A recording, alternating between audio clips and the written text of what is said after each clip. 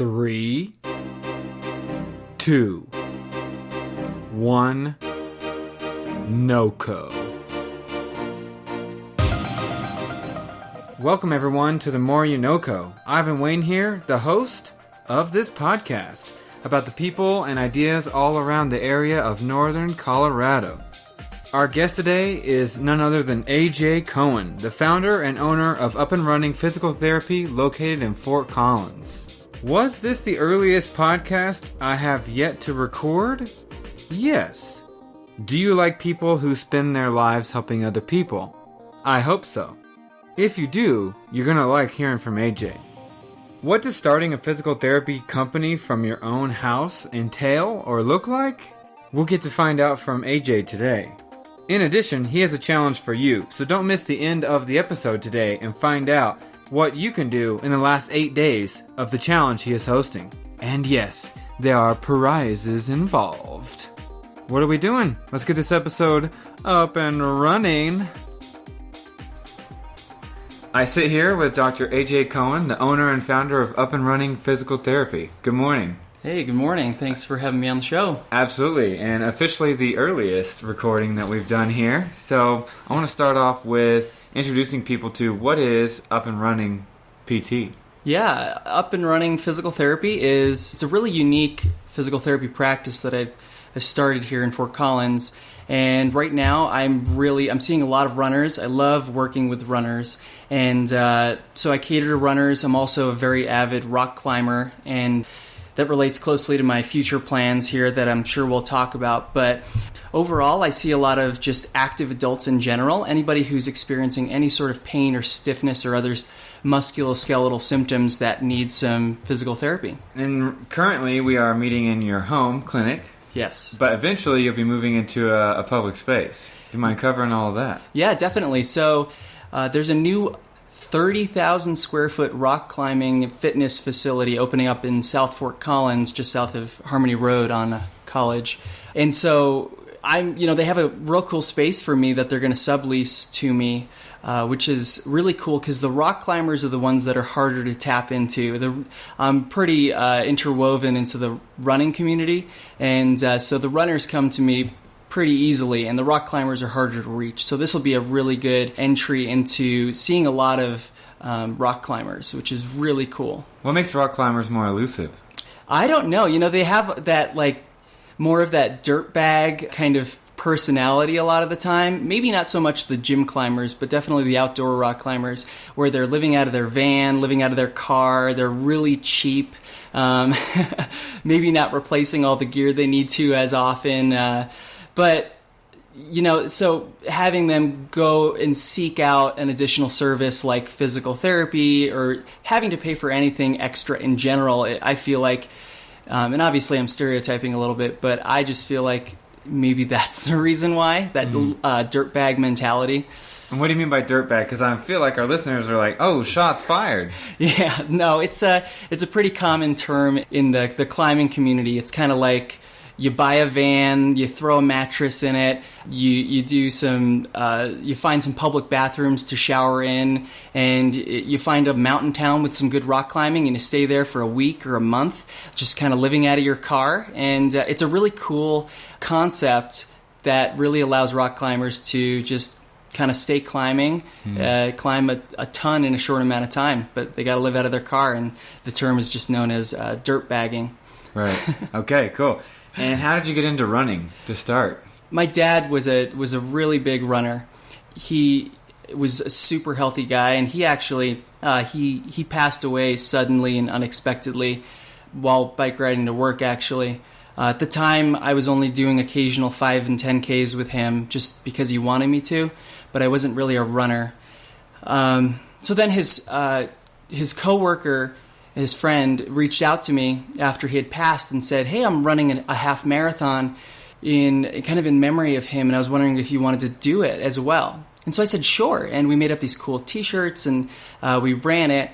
And I trained for 4 weeks. I trained for 4 weeks, 3 times a week, pretty much from scratch. And I ran a 1 hour and 36 half marathon, which I think is like a 7:20 pace on average or something. And I'm like, hey, I'm not that bad at this. Yeah. And then I kind of fell off the radar for a while. I was wrestling in college, and so I was running a lot for, cutting weight and just training in general for wrestling. Then I did 2 years of competitive Olympic-style weightlifting, which is like the total opposite of running.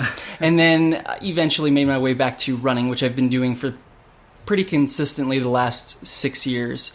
I like to do ultra marathons now, up to 100K, which 62 miles or so is my probably favorite distance, but my most competitive distances are more the trail marathon and trail 50K, so 32 miles or so. And then I'm planning on trying to run another 100-miler next year. I failed at my first attempt, dropped out at mile 73, and so I'm going to try again next year. Can you walk through what it's like to run 73 miles? Yeah, so that race in particular, I felt so good. I trained so well that whole year, and this is Run Rabbit Run 100 in Steamboat Springs. It's got about 20,000 feet of cumulative climbing throughout 106 miles. So this is more than just running 100 miles. So this is through elevation and at Colorado. Elevation. Definitely. I had a rough patch around mile 50. I sat around what I call the bonfire of misery, because I really was feeling pretty crappy. Sat around this fire, and the guy to my right was incessantly vomiting, and it was dark, right? So it was already the night. We'd started the previous morning, and the guy to my left was convulsing like incessantly next to me, like definitely needed some medical attention. Couldn't even sit his butt in the chair because he was convulsing so much. And so here I am, and I'm like, I'm not that bad. Maybe I should keep going. God. And so I kept going. Eventually, severe knee pain stopped me from continuing. But do you feel like people need some physical therapy after a race like that? Or is there some people who just come off a 100-mile run and like, sweet, I'm going to do it again? Yeah, there was some statistic I posted on my Instagram a little while ago. Can't remember the percentage. It was pretty significant, maybe 50 or 60% of, I think that's what it was, 50 to 60% of all ultra runners experience new onset or recurrence of an injury during an ultra marathon. So yeah. Right, and I've heard on other podcasts, when the ultramarathon runners get done, some of them have broken bones in their feet, and they've pushed through incredible odds just to reach that goal. I guess actually I know of somebody who had a stress fracture. He thinks it started during a 50-mile race. So yeah, I've definitely heard of that type of stuff.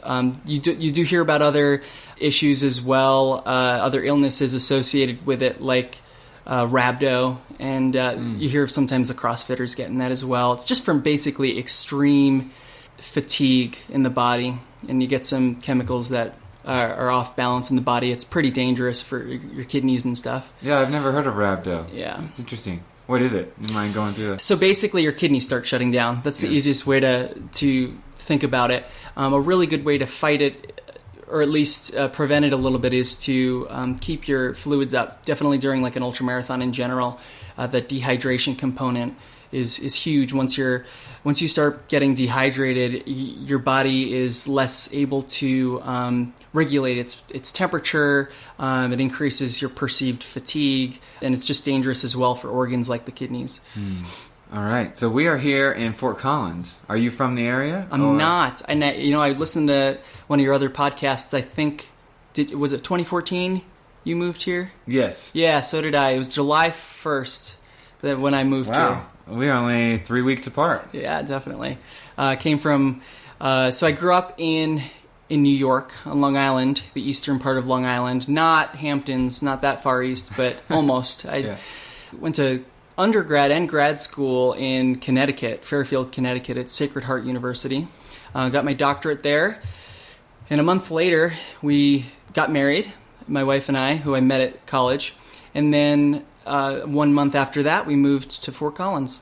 And what brought you out here to FOCO from Connecticut? Yeah, in the fourth grade, I did a project on moving to Colorado. I don't know what it was. And my dad and mom used to always talk about how awesome Colorado was. They went to Ouray on their honeymoon. So I was like obsessed with Ouray. That's the I did a project. That's the town I did the project on. And you're the first person I've heard say Ure. I always hear Ure. I know. Well, I figured I liked the place so much I better say it right. Oh, okay. So it's Ure. I think I'm almost positive it's Ure. Okay. I used to call it Ure or something. I don't know. Right. We'll have to get somebody to cross-check that. Yeah. We're getting smashed right now on the social media. People hearing this. So what? So you just a general interest in Colorado brought you out here, or? Yeah. So obviously, project in fourth grade is not why I moved out here, but I planted the seed for sure. I ended up. My wife and I knew we wanted to move somewhere, and so I was just obsessed with the mountains, and I was getting into running, and I really just wanted to run the mountains. That was like my dream. I kind of almost didn't care where. I just wanted to be able to run the mountains. So we were considering a couple of different places, like Flagstaff, Arizona, and obviously Boulder. Everybody looks at Boulder, and then they figure out how expensive it is, and then they kind of move look on. Everywhere else but Boulder. Yeah, and so Fort Collins I actually like better in terms of the culture here, although I do like the mountains and the proximity better in Boulder, but it's only an hour drive. Mm-hmm. So, we just did a bunch of research, a ton of research. Citydata.com or whatever it was has like every statistic you'd ever want to know. Yeah. So we just landed on Fort Collins, took a risk, kind of gambled, just moved out here, and we love it. In addition to running as a hobby and something you enjoy, how'd you get into physical therapy? Yeah, I was very active in a bunch of different sports growing up. Injured myself pretty badly when I was wrestling in high school. Tore my ulnar collateral ligament in my elbow and had to get quite a bit of physical therapy for that. Really liked the place I was at. Really liked the guy who owned the place, and he asked me what I was doing for work, and I was like, I'm pushing carts, here with my huge brace on my arm from my injury. Oof. And I'm like, yeah, I just push carts and ring people up at the supermarket. And he's like, well, do you want to be an aide? And so I was like, that'd be super cool. I got a little bit of a raise, and I got to do basically guide people through exercise and obviously getting heat packs and stuff like that, and doing scheduling and whatnot at the PT clinic. And I decided I wanted to be a physical therapist.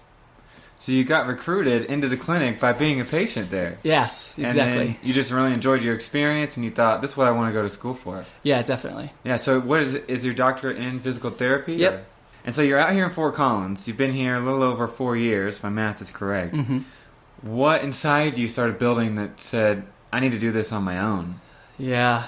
Okay, so in PT school, I definitely knew going into it I wanted to do the orthopedic outpatient style physical therapy. So working with the active adults and athletes in the clinic outside of a formal setting, outside of a hospital, outside of a rehab facility. Kind of like if you or I got injured and we would need to go to physical therapy. Mm-hmm. The type of physical therapy I was getting when I decided I wanted to get into it. You go to PT school and you get really psyched about everything when you're learning everything in the classroom, and then they send you out to the clinic to do your kind of residencies or clinicals or whatever you want to call them.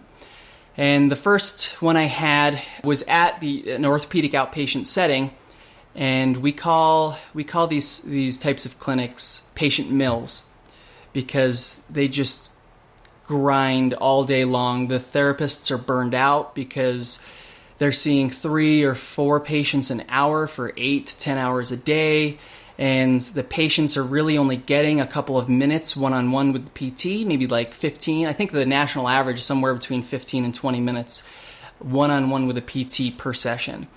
And so that's just ridiculous. The patients aren't getting the quality and the amount of physical therapy or hands-on care that they deserve, and the PTs are getting burned out. So I actually got an overuse injury. I got like a tennis elbow from all of the manual techniques I wanted to do with my patients, and also doing everything that they wanted me to do at the intensity and frequency they wanted me to do it. The irony. Yeah, crazy. So I'm like, I can't even last 8 weeks here, without getting an injury. How am I going to do this full time for the rest of my life? And so I actually realized and found out that that's how most clinics are. The traditional kind of outpatient clinic, 90% of them out there are like that. And I'm like, this sucks. Sucks for me and sucks for the patients. And so I decided that if I was going to give patients the physical therapy that they deserve and treat them the way I wanted to, I'd have to start my own clinic. Because the reason why these other clinics have to do it that way is because of their business model. And their profit margins are based around insurance reimbursement. Insurance reimbursement is going down, patient copays are going up, and so we're in this, the US healthcare industry for physical therapy it's not very great for practice owners, physical therapists, or patients. And so I had to kind of change the business model around in order to give the quality of care that I wanted to give. So I was going to ask if you thought it was because there weren't enough physical therapy clinics, but it sounds like it has to do with the cost margin, and in order for this clinic to stay afloat or at least make a decent amount of money, we got to churn out patients like crazy. Exactly. And it's, like I said, because how much reimbursement they're getting from insurance companies. And so these PTs and these clinics are working for the insurance companies and not for their patients. So how long have you been here manning the ship of Up and Running? Yeah, I started back in April. I actually started branding myself 2 years ago when I thought I wanted to go into it and start my own business, and ended up doing some management stuff elsewhere, but ultimately decided that this is what I ultimately want to be doing. Yeah. And so started in April. And yeah, so just a couple of months old right now. Yeah, and how have you got your first patients? How did you reach them out and say, I'm legitimate, I'm real? Yeah, it wasn't that hard. A lot of the runners that knew me from all of the group runs I go to, I had made a lot of videos. I did some videography for the Fort Collins Trail Runners and the Fort Collins Running Club. If you saw the Horsetooth Half Marathon video with like the drone footage, I have not. So that's a really cool video, and that got like tens of thousands of like Facebook views and stuff. So me and two buddies put that together. But nice. In general, I'm pretty interwoven into the running community, and a lot of people I feel like so many runners are in pain all the time, getting all these little overuse injuries, and so I had a lot of people who knew me who were just kind of, I guess, maybe putting off getting physical therapy. They were like, oh, AJ's doing physical therapy, I'm going to go see him. So a lot of word of mouth to start. That's how I got most of my clients. But that does not last. Word of mouth fades off for sure. And wait, because you got your return patients who are only going to come back so often. Or, maybe if you help the ailments that they've been receiving, they may not come back, but, 2-3 times. And then you need to look for other patients, right? Yeah, definitely. The average clinic, because they are trying to squeeze in as many patients and whatnot, because of that business model we talked about, the average clinic sees a patient 3 times a week for a number of weeks. And I run my business in a way that allows me to, because I'm offering a higher quality, higher value PT, I'm focusing on empowering my patients and teaching them how to treat themselves. I really only need them and recommend them come once a week. I'm seeing the same patient less frequency, right, but I'm actually getting better results. So. And then in between their visits, you'll say, hey, here's some stuff you can do at home. Yep. I really need you to hold yourself accountable. I need you to do these. And then, we can stick to this plan and I'll see you next week. Yep. So my business, or my model, works best for folks who are motivated to get better, who are going to be doing their exercises and their self-mobilizations and things like that on their own throughout the week. And, you're going to work with me for a half hour or an hour once a week, and I'm going to be teaching you and empowering you and showing you cool things and that you need to be doing, and basically also doing things that you kind of can't do to yourself if there are manual techniques that they're benefiting from, and getting that done while they're in the clinic. And then all the stuff that they can do elsewhere, I encourage them to do elsewhere, because it's like, why pay me to do that when you can do that at home? So before, when you were working at an outpatient clinic, was there a time when you thought, it's realistic, I start my own clinic and I do this by myself? Or was that kind of an afterthought where you were already in the thick of it and you were like, I hope this works? Yeah, I always thought it was pretty far-fetched and a pretty big idea. And that's probably why I put it off. Like I said, I was thinking about it 2 years ago, and there's just so many PTs out there doing what I'm doing and focusing on these values that I'm focusing on, because they see how this system works. And in order for our patients to get the PT they deserve and for us to be valued as PTs as we deserve, we kind of need to do it. And so I saw all these other people doing it. There's podcasts of other PTs doing what I'm doing. There's social media groups, people talking about what they're doing and supporting each other. If I have a question, I just post it in the group, and other people who have succeeded with that respond. And so that's pretty cool. Yeah, so you felt like you've had a good community of support that Yes. kind of walked you out there on that plank before you took the jump. Yeah, definitely. Were you apprehensive or nervous about the running community before you came out here? Were you thinking, man, I hope it's as big and as well put together as the group I had before in Connecticut? Or, what was your experience like dropping into the running scene out here? The running scene out east, depending on where you are, obviously. Where I was, it was almost non-existent. Oh, okay. I don't think I can remember any group runs, but maybe I wasn't looking for them. Whereas out here, it's like they have the pub runs, and they have Altitude Running has a group run, and the Runner's Roost, the Fort Collins Trail Runners, the Running U, or the Fort Collins Running Club. There's so many out here, and it is just a different world. So I don't know what I was expecting. I can't remember, but I didn't have high expectations because of where I came from. You had mentioned before, and I've seen it on your website, what are some of the things you think that set you apart, or some techniques that you try? And I don't want you to divulge capital secrets here, but you had mentioned that there were a couple of unique things that you might be trying versus other folks. I do like doing manual therapy when it has its place. So I could do joint mobilizations and spinal manipulation, which a lot of people think just chiropractors do, but they call it something else, and they do it for completely different reasons. But we do those techniques as necessary. And obviously, if somebody has a soft tissue injury, a muscle injury, it can respond fairly well to dry needling. And so I do that, and there's a lot of other PTs doing that nowadays. I do a little bit of cupping, but not with the heat. It's just like a suction cupping, and I also do scraping. And so the cupping and scraping, they're both just manual techniques, things I could probably otherwise do with my hands, but in order to preserve my hands and to get a quicker effect, I have these tools, which is really cool. And what has your experience been like since you've opened the doors of Up and Running? Has it been exciting? I'm sure it's had its challenges, its ups and downs already in less than a year. I knew there would be waves of clients and waves of patients, and so I do have pretty busy weeks, and then I have the slower weeks where I focus on content generation. I have a pretty active Instagram page, and I post exercises and things like that. I try to do educational videos, and ultimately, when I have a slow week, focusing on those types of things brings in more traffic, right? Because they're seeing more stuff out there. Yeah. So it's been a roller coaster. And I do think it's going to get a lot busier and a lot more fun when that climbing gym opens up and I move my clinic there. Yeah, what are you most excited about for your new space? I'm going to have access to, I think it's a 2,000 square foot fitness, like a gym basically.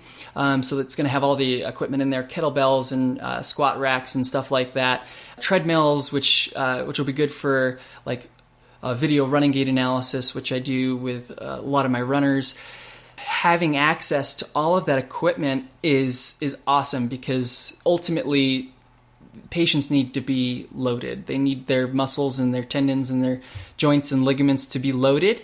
And that's what most of the research is really pointing to nowadays. We can do all these fancy techniques, but basically getting somebody through to do pain-free activity, it kind of happens best when we're loading their system with resistance exercise and formal corrective exercises. So having access to all that equipment is going to be really, really awesome. So it's not just healing the injury, but it's teaching the body to do those same activities the right way. Yeah. Did I pick up on that correctly? Yep. Yeah, and I think there's a lot of healthcare practitioners in general that kind of fear away from that type of mindset. There's this huge kind of epidemic with the perception of pain right now, and the opiate epidemic and all this stuff. And what's interesting too, as and you're a psychologist as well, right? Mm-hmm. So I heard you talking about in a previous podcast that you are interested in studying people's subjective experiences, right? And so pain is exactly that. There's this concept of pain science that is basically the varying experiences of pain that people can perceive and how it affects them. and how it's just crazy how some people can have no damage at all and no inflammation, and they have pain. And there's other people who have damage, or they've had imaging and there's something going on, but they don't have any pain.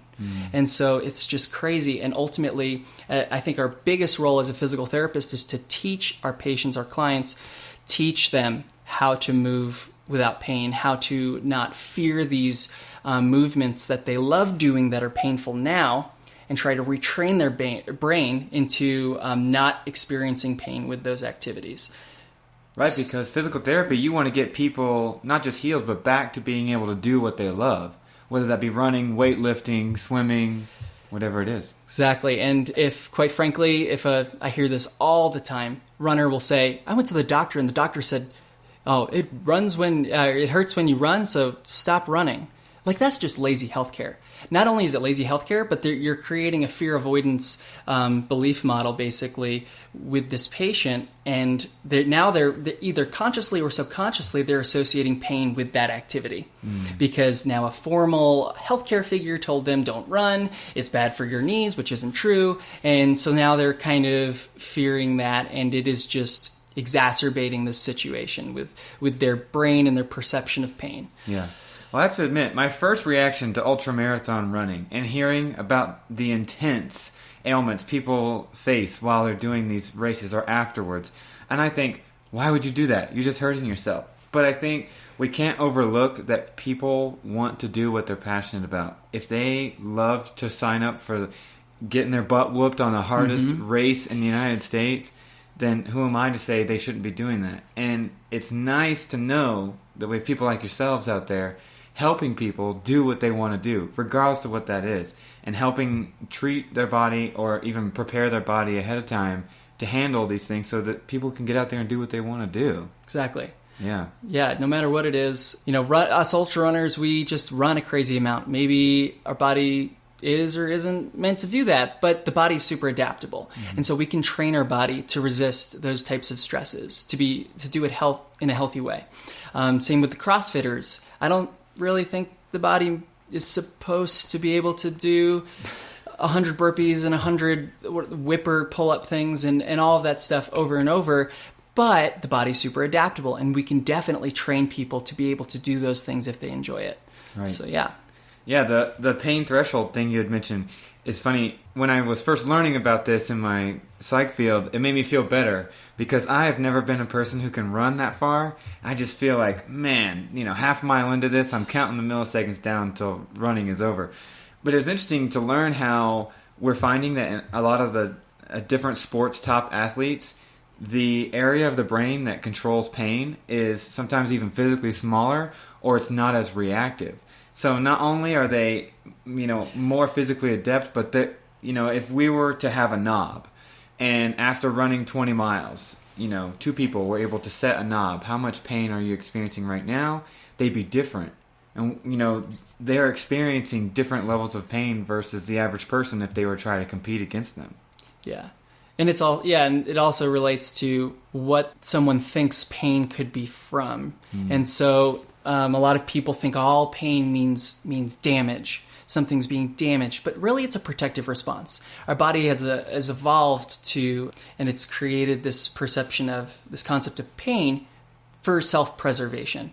And so whenever it feels like the body is being threatened, we have this experience of pain to kind of deter us from that activity. And sometimes it's not a perfect mechanism, and sometimes it can be a little bit confused.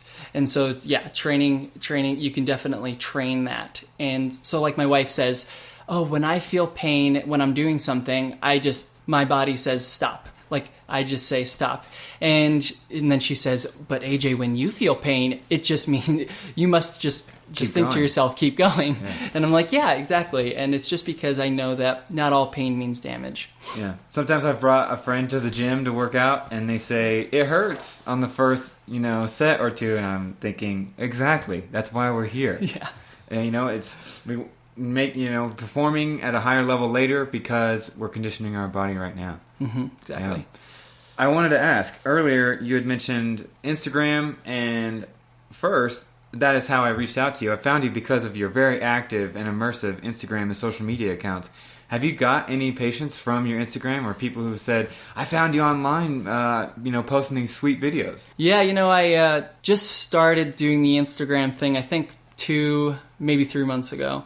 Must have been three months ago. I haven't been doing it very long. But I have, I think, 1,400 followers right now or so. So I think, I've gotten quite a few pretty quickly. And I try to put out a lot of really high-quality content. Just now, recently, I put in my form that you fill out before you come in for an evaluation, like how did you find me, basically. And I'm now just starting to see, Instagram. So that's pretty cool because, it's free marketing. And I love being able to offer some free little tasters of what I can do with people and just post it online. And another really awesome part of the Instagram is during an evaluation, a lot of people sometimes feel a little overwhelmed because we're doing a lot of education, teaching them about what's going on with them and what they need to do to fix it. And they're like, can you put all these exercises in writing? And I'm like, well, better yet, can I just take some videos of us doing the exercises? And if you don't mind, obviously if they consent, I put it on Instagram. And people love seeing like other people and what they're doing for their rehab too.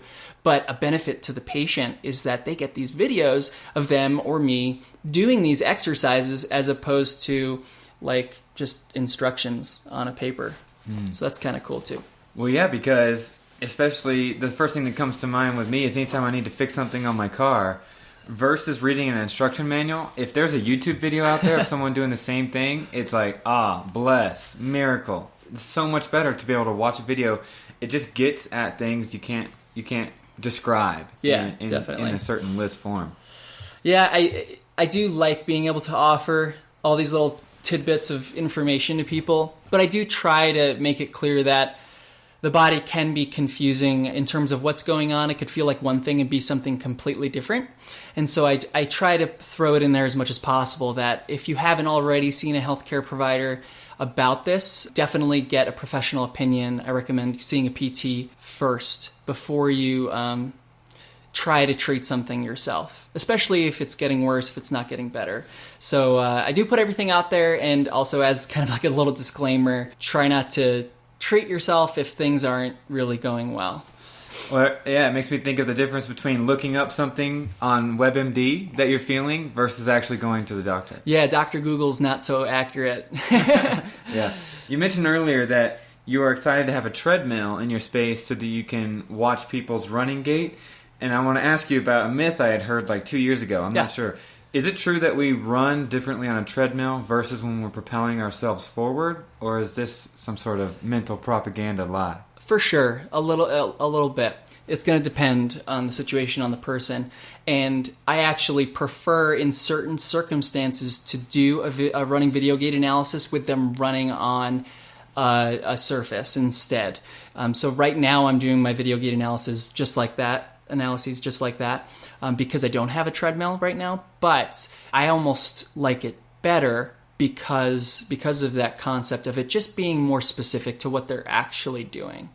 The only thing is the angles aren't as accurate, right? Because I try to get, for example, I have them run towards me, I try to get in front of them, and then I slowly just move out of the way so they can run right past me while staying as close as possible. And then same thing for running the other way to get the angles. But you can definitely get more square-on angles on a treadmill. That's interesting.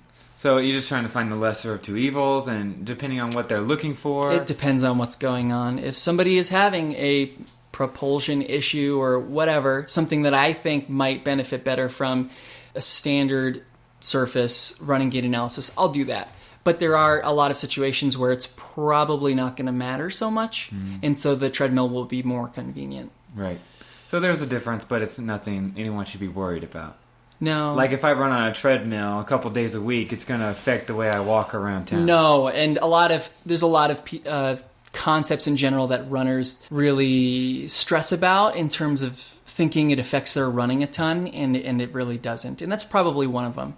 Another good example would be like what shoes you're wearing or whatever, or how your foot lands when you foot strike. Runners really stress about these things, and it matters. It doesn't matter quite as nearly as much as people think. Since starting your own clinic and getting to help patients in the way that you want, have you had some experiences that just made you feel like I'm doing the right thing? Or you felt like this is the beginning of the future that I want for myself and my practice? Yeah, I mean, I love helping people, especially people who are doing similar things that I like to do. So the runners, for example, and I see, like 95% runners right now.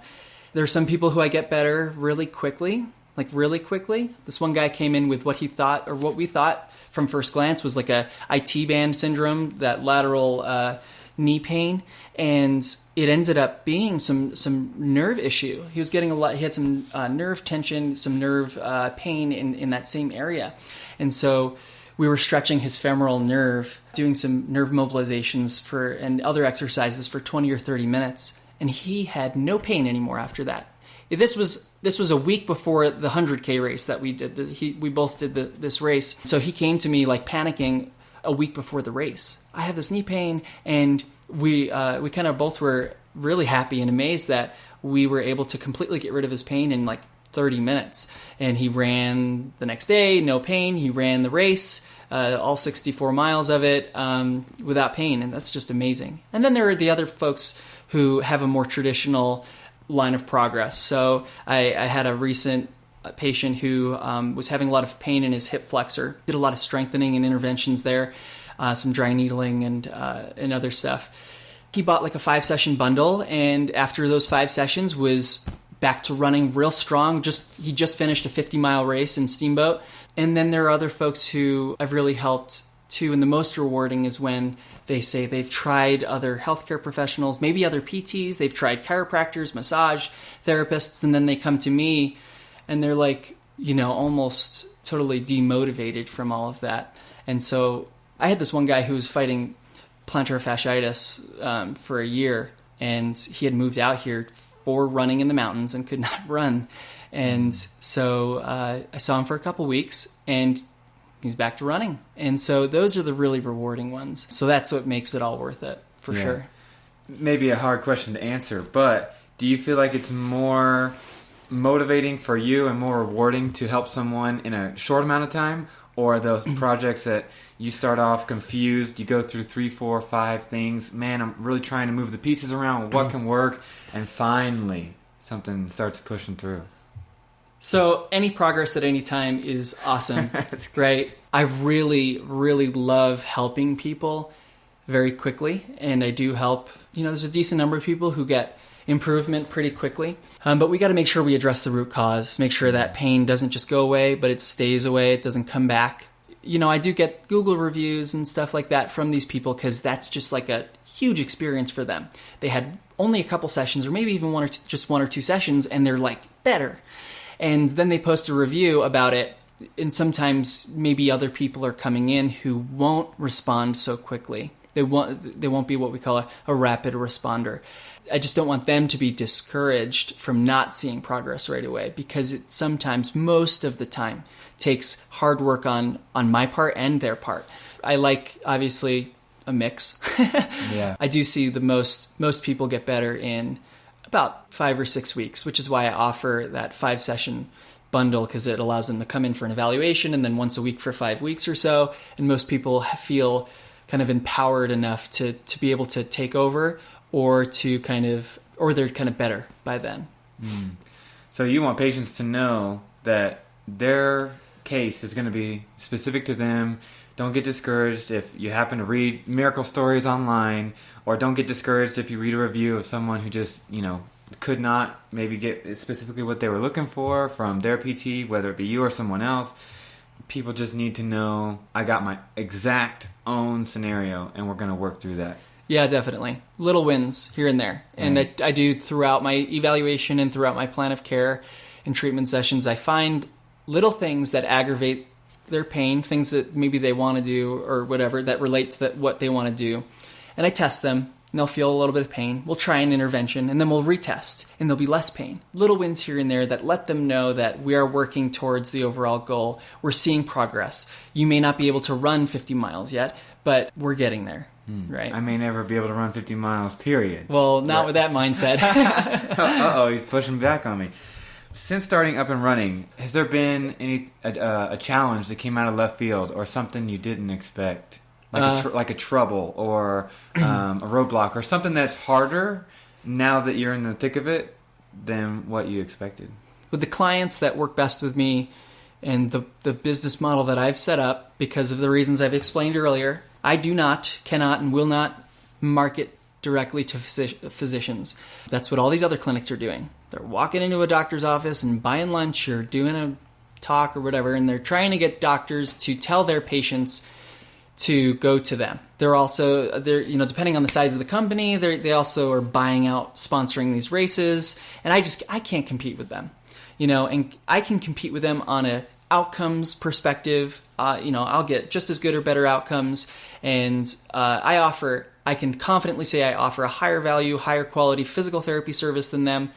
In terms of their marketing, I can't really compete. That's why I'm trying so hard on social media, trying to demonstrate this value on social media through all of this content generation stuff. Quite frankly, I don't want those patients that are coming to me because their doctor told them to come to me. I want the patients that want to get better because they want to play with their kids again, and they can't because of pain. Or were super motivated to run this 50-mile race, but they couldn't because of this hip flexor pain. And getting them there. And those are the ones who are motivated. They're going to have the best outcomes. They're going to be the most compliant with their exercises. They're going to be the ones listening the hardest when I'm trying to teach them. They can have those other clinics. They can have those patients who come in with the script, the prescription for 3 times a week for whatever, from the doctor. Quite frankly, with direct access legislation, it's new in recent years. Physical therapists patients don't need prescriptions or referrals from doctors anymore to see a physical therapist. You can walk in straight off the street. It has to kind of do with the fact that we're doctors now. Physical therapists are doctors. I don't need to market to physicians because, like I said, you don't need a physician referral to come and see me. So I'm doing direct patient marketing. Right. And so that's a little bit harder. That's definitely been a curveball. So I have to get out there in the community. I'm doing running clinics. I have a 1-hour running clinic coming up at a local gym, and I go to group runs and I do talks, and I just try to do all my Facebook ads and just reach people directly. Yeah. And that's just been the hardest part. Yeah, because you want to generate true, authentic interest in your service from the get-go, and that looks different for you versus a pre-established PT clinic who can just throw out that banner over the start line of a huge race. Exactly. And that's hard, right? Because you're not saying that every patient who would come to you from a huge marketing brand wouldn't be your perfect kind of patient. It's just, how do you reach that in a way that's authentic to your size and your mission? Exactly. And that's hard. Yeah, where have you gotten to do talks? Or how do you I wouldn't even know, how do you reach out there as a PT and try to get to people besides being a member of the community yourself? Working with the Fort Collins Trail Runners on some other things. I'm also part of their NAR team, they call it. So the guys who run the Fort Collins Trail Runners also run a couple local races through their race directing company called NAR Runners. And so there's a couple of us who try to just spread their mission and promote their brand, and we're the NAR Runners team. And so, I'm part of that group as well, and so I know them already. And I reached out to one of the owners of that group, and I just said, hey, I'm doing this thing, and NAR Runners is already associated with a different company in town. And so he told me, anything that's NAR Runners branded, I can't let you promote yourself at, but anything that's just Fort Collins Trail Runners, which is technically a different entity, you can take over. So there's a local group run every other Thursday right here at the end of Horsetooth Road at Spring Canyon Dog Park, the Pine Ridge group run. And so he's like, you can take over every one of those if you want. And so I just come up with a topic, and I go to that group run, I advertise it, and I just try to teach the runners some stuff. Yeah. I'll also just reach out through email to Altitude Running or Runner's Roost, and I'll just ask if I can host a group run. And so I just show up and do a talk. Are people pretty responsive when they hear about you, and then it's not like you get in your car and drive away whenever the race starts? It's then all of a sudden, holy crap, the PT who was just talking to us is running right next to me. Yeah, exactly. Yep, exactly. And so that implants you as an authentic person in the community. Yep, it's all about building trust. Yeah, that's neat. And when did you say that you'll be moving into your new space? It's to be determined kind of at this point. I spoke to the owner not too long ago about if he's still projecting for a certain time period. At first it was just in general end of 2018. So he told me they're shooting for kind of December. So yeah, I mean, you know how construction works. Right, yeah. And so besides that, is there anything else concretely on your mind that is on the horizon for up and running PT? So I'm running a challenge this month, which is new, a really cool thing. I have a lot of prizes from from altitude running, coaching, Endurance Matters coaching. You sign up for the challenge, you get exercise videos emailed to you for a couple days, and you just got to post a video of you trying the exercise on social media, and you're entered to win. So I have that running right now, and that's been really cool to see people participate in. And if you're listening, or I don't know when this is going to come out, or even if you, Ivan, if you just want to enter the challenge just so, strength to improve your running performance or prevent injury, you can. So that's cool. I'm going to do another one of those probably in the spring with a little bit different topic or twist on it. I want to do a similar thing for rock climbers sometime this winter or spring. And I did just release a little ebook I wrote, a toolkit, I guess you can call it, for rock climbers. I have one for runners as well. And so these are free resources you can download on my website. And so I'm planning on coming out with more of these. I have also a back pain one on my website. I'm going to be coming out with, eventually I'm going to work on a knee pain one, a neck pain one. So stuff like that, keep an eye out for.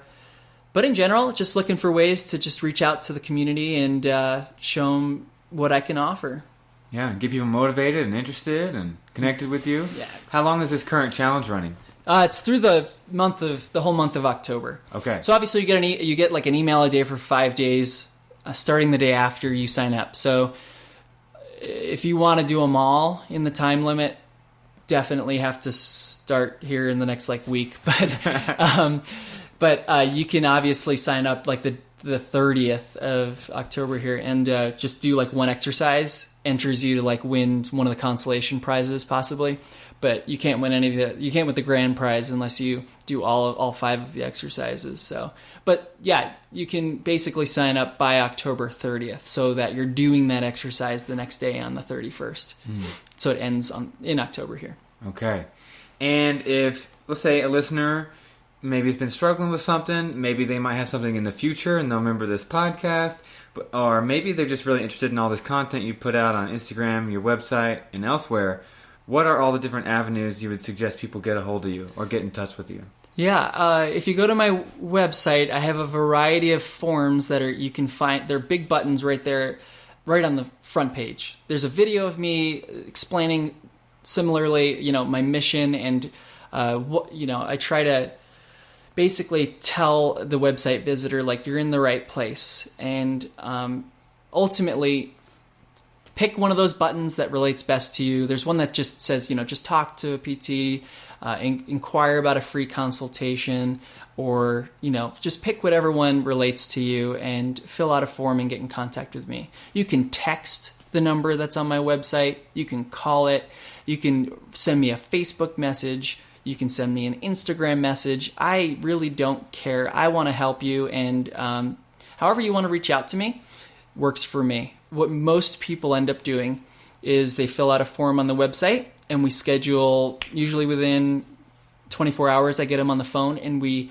do a free consultation, either right there on the phone or we can do it in person.